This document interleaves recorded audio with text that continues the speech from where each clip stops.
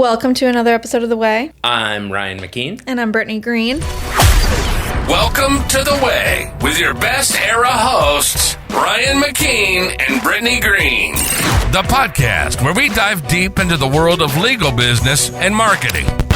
Each week, we'll be discussing the latest trends, strategies, and insights that are shaping the legal industry. So whether you're a lawyer, marketer, or business owner in the legal industry, this podcast is for you.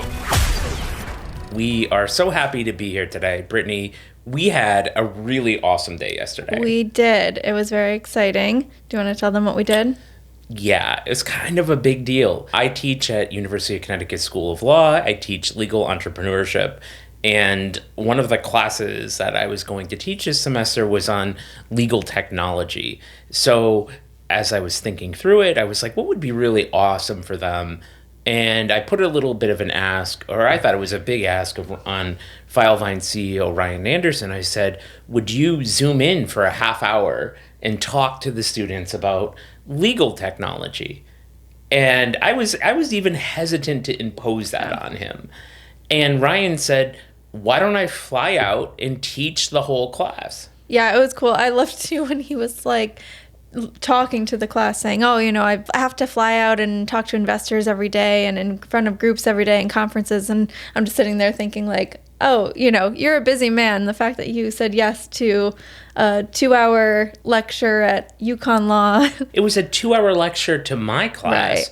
And then it was an hour to the whole campus. Yeah. It was a tremendous act of charity. The man had just flown back from Rome. Oh, I didn't even know that. See, that's what I'm saying. I mean, he's a busy man, and to take time for a bunch of law students, I mean, it shows to who Ryan Anderson is as a person. One of my big things that I really believe is that companies are really shadows of their founders, of their leaders, and it just becomes in the cultural DNA. Like who Ryan is to some degree what Filevine is, and will forever be, even if Ryan is no longer there someday. Filevine will be just like Microsoft and Bill Gates. Filevine will be in his character at its core. What I found most interesting about that, this was one of the things that we were talking about. I had invited a former employee of mine and a former employee of his who I helped get a job at Filevine to come see the lecture and see Ryan. And Ryan's got 500 employees, probably had 1,000 over the years, and knows exactly who this person is, knows about this person's life, engages with this person, makes time. Ryan was doing the things that don't scale. Right. We talk about, in the business entrepreneurial space, we talk a lot about scaling. And this was something that did not scale. The personal connection. Ryan had recruited this person. The conversations, the memories, the connections, the shared projects, the care was all really apparent. And speaking at UConn Law, that is 2,000 plus miles away from Salt Lake. Right. None of these students are likely to be consumers. No, or at least not anytime soon. Right. At least not anytime soon. So he's not out there looking to close some big law firm that is going to be using Filevine. When Filevine now is, in the hands of huge corporations like Johnson & Johnson, and he's the Ministry of Ontario he was talking about yesterday, the Innocence Project, like these are huge multi-million-dollar contracts. So I don't think he was concerned about getting one kid from UConn Law to sign up for Filevine. No, he wasn't at all, but he was doing something that clearly made him happy. He was doing something that aligned with his vision of the world, which is changing the future of legal.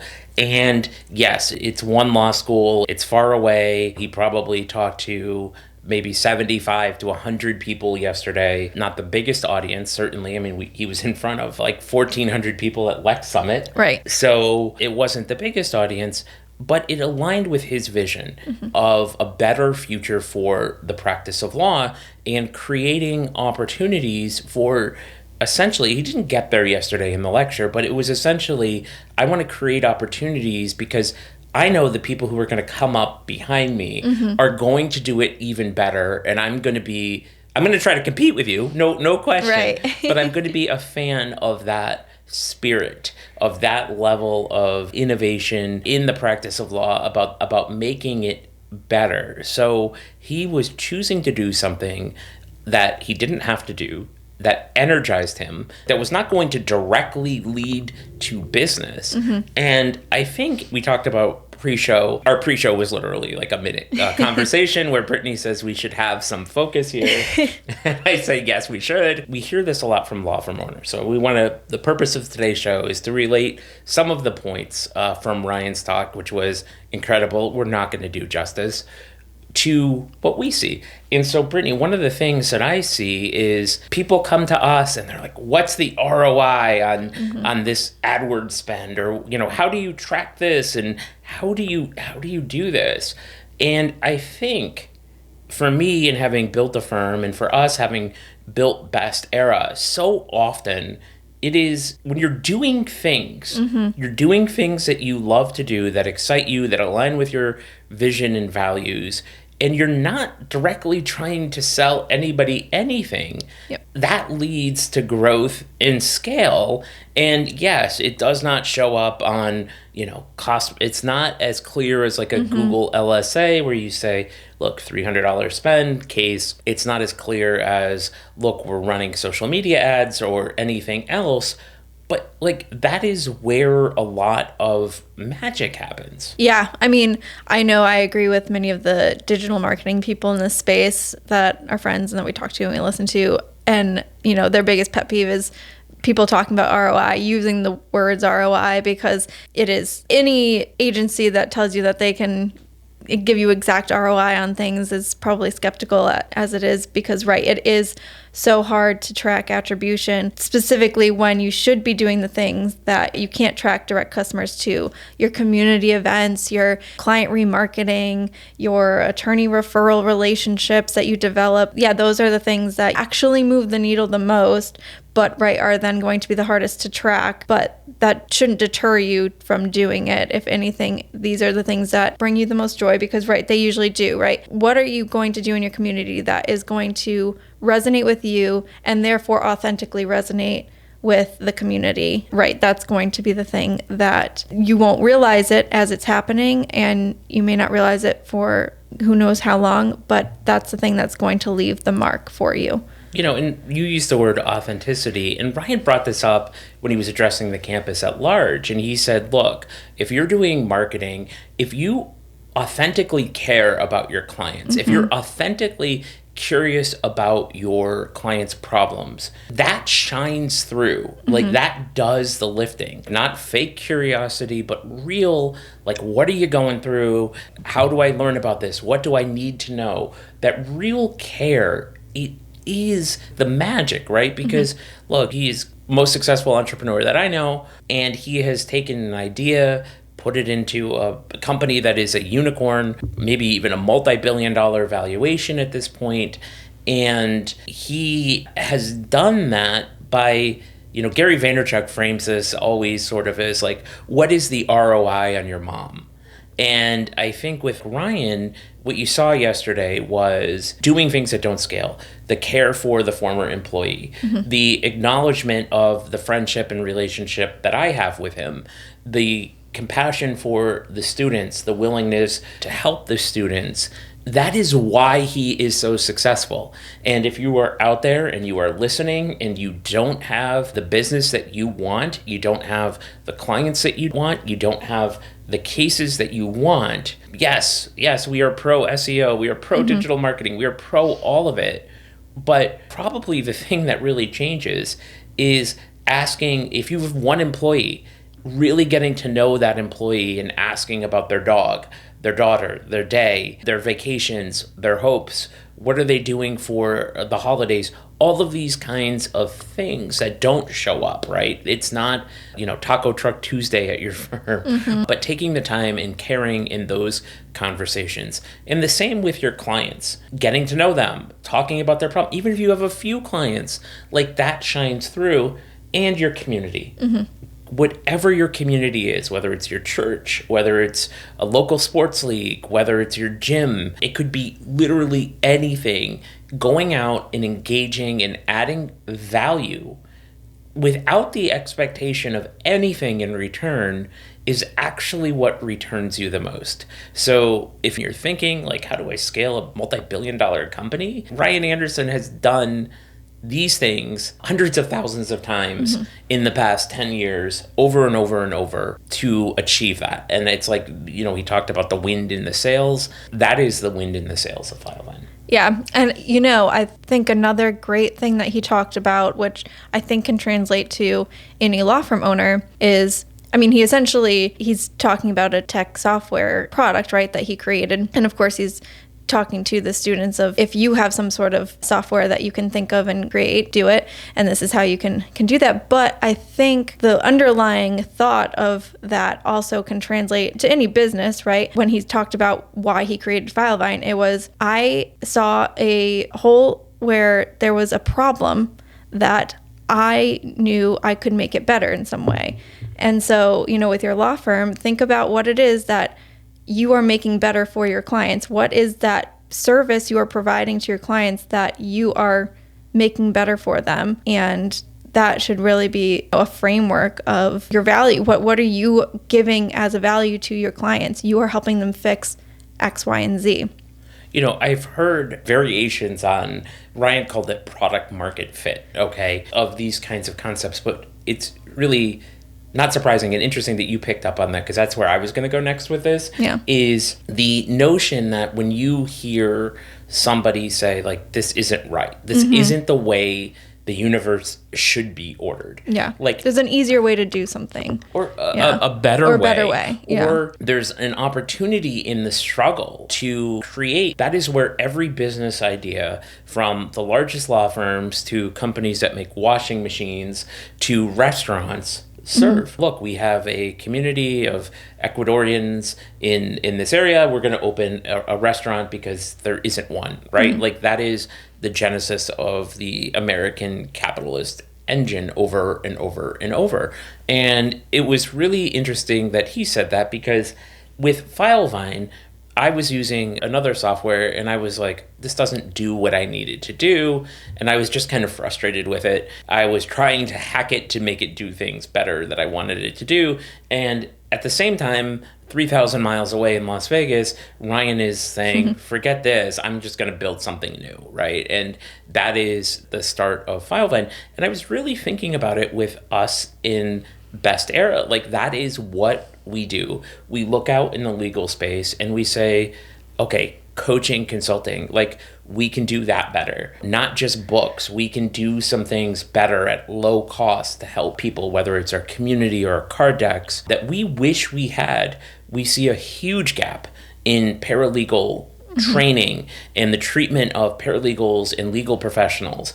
We can seek to improve that. We see a huge gap in the way firms are marketed. Like, their marketing is failing, and you have, the skill sets and the experience to help them break through, all the while, like, you're not a digital agency. Right. And so we see gaps in spaces all over the place, and we are able to help step in. I mean, even my work with Brett Tremblay at Get Staffed Up, that whole thing was based upon conversations with Brett about maybe we want to do something in the personal injury space. And I said, look, the thing I wish I had was the ability to have some trained case managers that I could just hire and plug in as we scaled or grew or became too busy or somebody got sick or somebody quit. This was something that I wish I had. And I really think that if you're out there, all of those things that you're like, I wish this were different, I wish this happened this way in your practice, those are opportunities for you. That's exactly right. Yeah. And I think back to our old firm, like that is one of our values was always innovation, right? And I think that's such an important one to have in some capacity or other, whether it's defined as a core value or not for you. I mean, I think it's important to be as innovative as possible, because if you just stand still, you're going to die. I mean, Ryan Anderson talked a lot about the innovator's dilemma, which is essentially you start out as an innovator. It's really easy to innovate because you're just one person. You're just starting the company. It's small. It's easy to find something new, find a new way to do things. But as you grow and scale, as he talked about, like now Filevine's 500 people deep, it becomes a lot harder to now innovate something, because you have to now get 500 people on board to say, okay, I know we've always done it this way, but here's why we need to change it and do it this way. It becomes really hard, but I think it's so important to try, no matter how much you scale, no matter how big your law firm gets, to never run into that dilemma, never become the one that's too big to say, no, we can't innovate, we can't do something, we can't try something new, we've always done it this way. It's going to be too hard to get people, all these people, to try something new. And any time at our old firm that there was something that we, like you said, there was an opportunity where it's like, you know, it's working, but there could be a way to do it faster, more efficiently, give our clients a better experience. We always jumped at it, right? I think of things like case status. I mean, I remember when we signed on to case status and then we were telling some firms about it. They were like, you know, it sounds cool, but I just don't know how I could get their firm was like, you know, 100 people or something like that. And they're like, yeah, it sounds great. It sounds like a cool product, but I just can't see how it would be able to scale for my 100-person firm. And that's that exact dilemma right there, that your first instinct was to say no to this cool piece of technology instead of thinking of it in a way where, well, actually, for a 100-person firm, this is going to drive efficiency even further, because you've got 100 people now being able to text and communicate and send files back and forth to your clients so much faster. And automatically, you've got all these people on the phone all the time talking to clients when they don't need to be. And you hit on like the old firm, and the core thing that I tried to solve for initially was that, look, in 2014, 15, the defense bar was just kicking the plaintiff's bar's butt. And as a result, plaintiffs' lawyers were terrified to try cases. Mm-hmm. So the result was that insurance companies were making very low offers because they believed that plaintiffs' lawyers would either fold or lose. So I can't live in a world of low offers. Like, that's not fair to my clients, and it's not good for my business. So it was like, let's put trying cases at the core of this, because if we try them and we try them well, it's the only thing that's going to change the game for everything else that we are trying to do here. And so the real problem that we were solving for was to build a personal injury firm that wasn't just settling out cases, wasn't taking last best offer, wasn't folding during jury selection or things like that. It was, okay, no, we're going to take this, we're going to try this, we're going to let it be, and we're going to try to do our best job for our clients. And there, we felt that there was a need in the market for that. So don't always assume, like to Ryan's point about product market fit, that it even needs to be a product, right, or it even needs to be innovative. It's just the identification of a problem and saying, how can this be done better? And so when we here at Bestera, if you work with us, you'll always hear us say we autocorrect a problem with opportunity. And I think that that's the right lens for you out there, for sure. One of the other things that really sort of struck me about yesterday was Ryan's vulnerability. And really the one thing he said that I know will resonate with every entrepreneur and business owner out there who's listening to this, or law firm owner, is that it was always like, you're always waiting for that email that's going to ruin your day, your week, your year, your month, because it's going to come. Like, bad things, when you are the leader, are going to end up on your desk. And then ultimately, even with a team, even with support, even with all of coaches and therapists and all this stuff, like at the end of the day, the leader is the person who has to make the decision, and it is somewhat lonely. The anxiety that can come from that, the criticism that can come from that. Like, if you're going to lead, you're going to have to make decisions that are unpopular.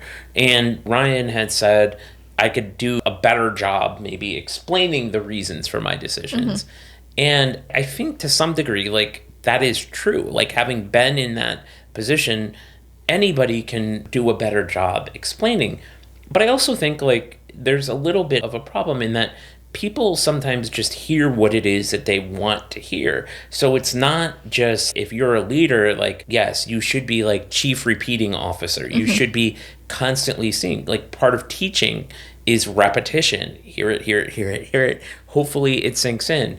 And I think if you're out there and you're leading and you have a team and you have an organization, I don't even mean how it could be a team of 10, it could be a team of 3, could be a team of 100. Give space to trying to have meetings, trying to communicate. Ryan talks about a Sunday email that he sends out. Try to communicate the reasons. Try to show them where you are as best you can. And look, there are always some things that as a leader, for various reasons, like it could be personnel issues. Like you can't share some information, but trying to be transparent, trying to explain, I think goes a long way. Yeah, I mean, I loved how vulnerable he was about talking about the level of anxiety he feels.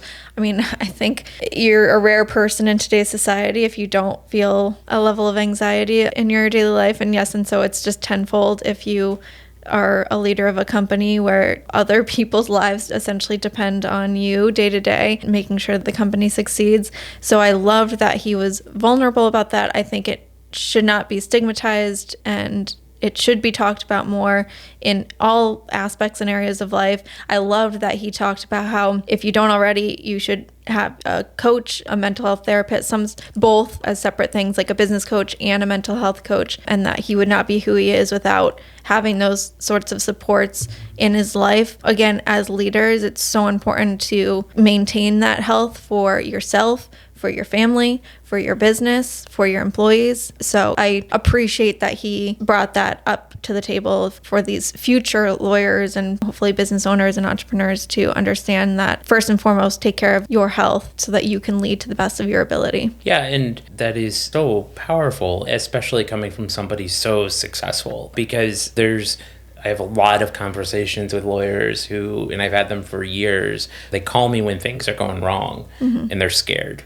They're anxious. They feel immense pressure. They don't want to let people down. I mean, this is like another common thing, which is that when you really care, and this shine through with Ryan caring about customers and employees, like when you really care, you worry. You're like, look, I grew a firm that I didn't know all my clients because there were so many of them. And it's like, but I care how they're served.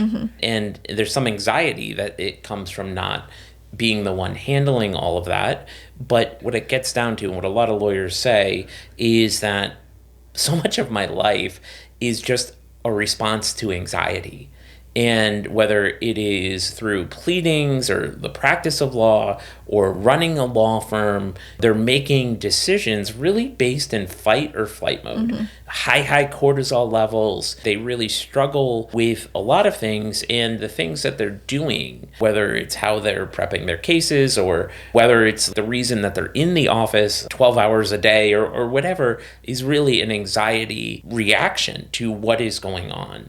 And so the incentive default position becomes to like work harder. And look, like this year, no secret, has been a tremendously anxiety producing year for me in terms of leaving a firm that I had created, starting a new business, actually starting 2 new businesses. I have a super small law firm with 5 cases, which keeps me in the game, keeps me sharp, teaching at UConn, and just a whole host of changes in my life. And early this spring or mid-spring, I was paralyzed by my anxiety. I was paralyzed. I'm a creative person. I wake up and I'm like, what can I build? What can I create? Like, I didn't even have that gear. I was just waiting for those emails all the time of what was going to go wrong. And as things progressed, one day I just went on my phone and went on and I scheduled a telehealth thing, and I got prescribed Lexapro. And since I've been on that, it's like I just experienced a normal level of anxiety. I'm like, oh, this is what normal people may feel like. Oh my gosh, my whole life, it recasts my whole life. So if you're out there, first of all, if you're doing this, like, it is really hard. one of the other things that Ryan said about building a successful company is, yes, the weeks are 60 to 80 hour weeks, year after year after year, to build. And ultimately, it can get less as it gets maybe a little bit easier for you. But this is really hard. And whether it's through getting a business coach, finding that right person, that can make a huge difference. It certainly did for me. Therapy also made a huge difference for me. And medication also made a huge difference for me, or is making a huge difference for me. So if you're out there and you're struggling, it's totally normal. Yeah. Like, you are not alone. There are people and things that you can do to help.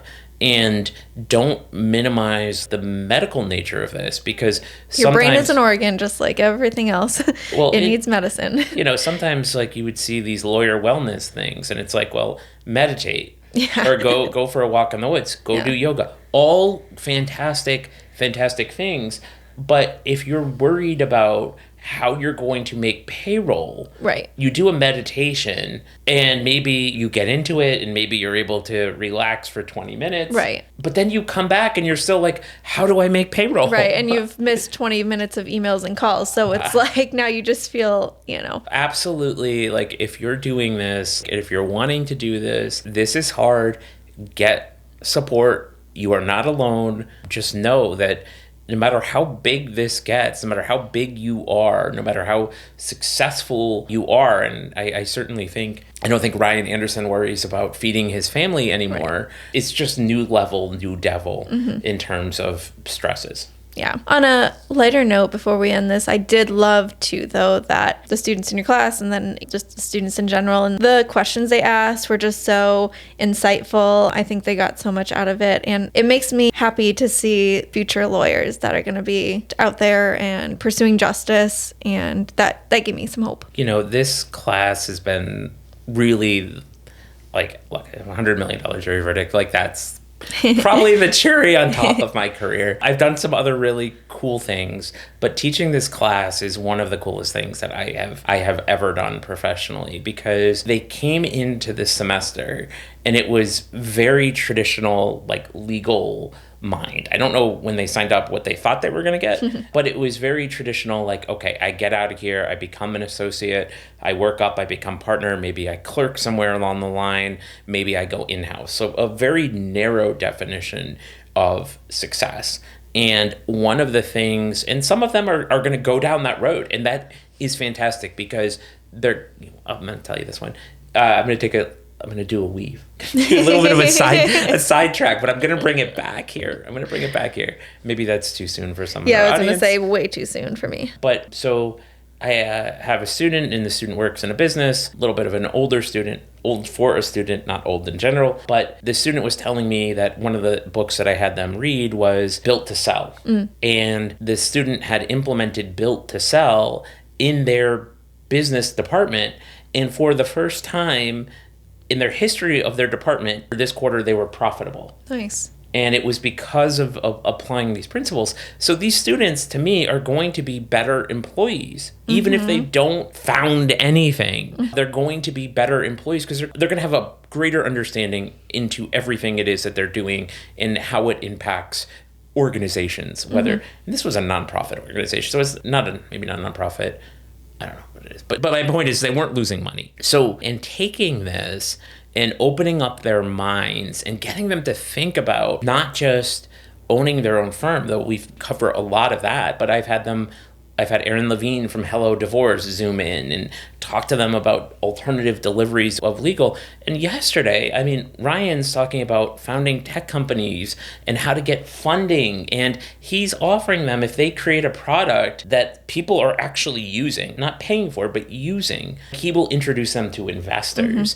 And you could just see their eyes light up with possibility. And so to me, look, at Best Era, it's like our mission, and what I want to dedicate the rest of my career to is building the future of legal one dream at a time. And it's fun to be in an environment where I get to help contribute to maybe build 18 dreams at a time, or when we're working with firms to build the dreams for those firms. So yeah, it is. I am very optimistic in general about the future of law, about where this is going, about the students who I come in contact with who are drawn to this, about the tech.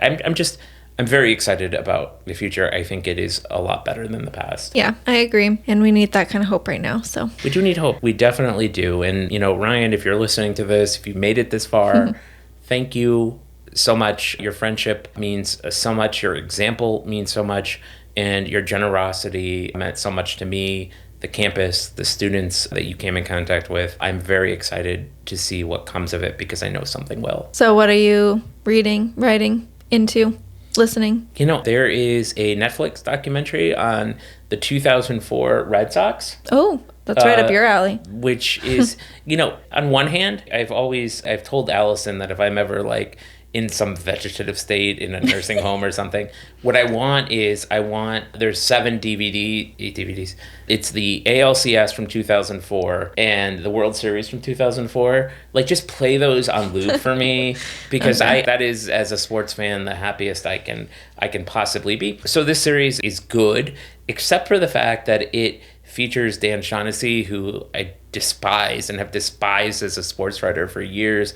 I'm like, how can you be so miserable? He's like the original troll, which is actually a shame because he's actually a very talented writer, but he happened to coin the stupid phrase, we're going to talk about this, happened to coin the stupid phrase, Curse of the Bambino. Okay? Which is just so stupid because the Red Sox were why the Red Sox didn't win for 70 years, Brittany? Why? Well, they didn't integrate. Oh, okay. So the Red Sox were the last team to have a black player. Oh, well, the Red Sox tried out Jackie Robinson and they said, nah. Oh, I didn't know that at all. Yeah. So the real history of the team is they didn't win because they didn't have the best athletes. Hey, we're gonna pass on Willie Mays. We're gonna pass on Jackie Robinson. Yeah, so it's not. Babe Ruth had nothing to do with it. Racism had a whole lot to do with it. But I don't like Dan Shaughnessy, and he's featured a little too much in this. So if you're a Red Sox fan, you're never going to get enough. If you're of my age, 44, you're never going to get enough of the 04 World Series and it being 20 years on that. But I'm giving it 3 stars because too much Dan Shaughnessy in it. How about you? So I am reading a really great book by Jodi Picoult. Love her as an author. It's called By Any Other Name, and it's one of those stories where it's 2 storylines told concurrently and generationally. One, a woman today who's trying to become a Broadway playwright, a very male-dominated field still, and she finds out that her distant ancestor was Amelia Bassano, who was the very first female poet to be published. And for those in the know, is some scholars believe the actual ghostwriter to some of Shakespeare's plays, or all of Shakespeare's plays. So it tells the stories of both of them essentially trying to be women during a times when it's still very hard to break into fields that they love as women. And it's very inspiring, very cool, very factual. She did some amazing research into this for this book. I think Jodi Picoult is amazing at that. All of her books are very well researched and well written, so highly recommend that one. So read that, and if you're a Sox fan, watch some Netflix, and until next time, thank you. Thank you. Thanks for joining us on this episode of The Way with Best Era. Be sure to visit our website, bestera.io. From there, get more resources, insights, and to connect with us directly. Don't forget to subscribe to our podcast on your favorite platform. That way you never miss an episode. Until next time, keep striving for your version of success.